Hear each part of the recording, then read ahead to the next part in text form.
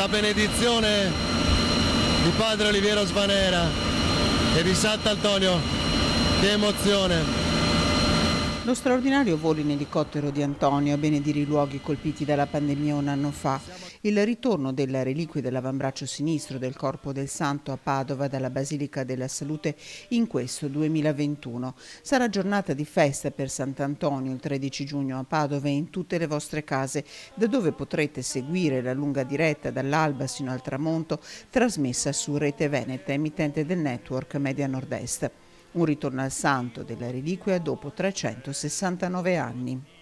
E lì alla Salute è custodito appunto questa insigne reliquia che verrà portata dal Patriarca di Venezia quasi in un ricongiungimento ideale, ecco, delle spoglie del santo qui alla Basilica il 13 mattina, percorrendo ecco, alcuni luoghi anche significativi per una benedizione, per un momento di sosta e di preghiera. Un pellegrinaggio che toccherà l'ospedale All'Angelo, la parrocchia di Sant'Antonio a Marghera, il Covid Hospital di Dolo.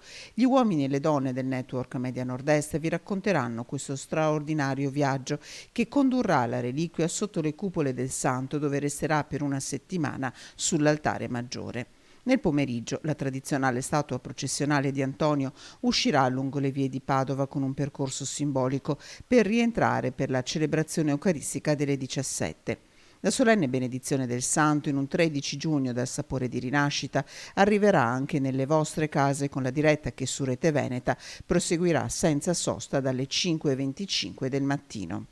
Noi abbiamo bisogno, credo, di poter alzare gli occhi al cielo, l'abbiamo fatto l'anno scorso e lo facciamo anche con questa modalità, perché i nostri santi, Maria e Sant'Antonio, ci portano al Signore, ci fanno sentire che non siamo soli, che non ci salviamo da soli, che i santi sono la rappresentazione più bella della nostra fede incarnata, perché sono i santi del nostro territorio.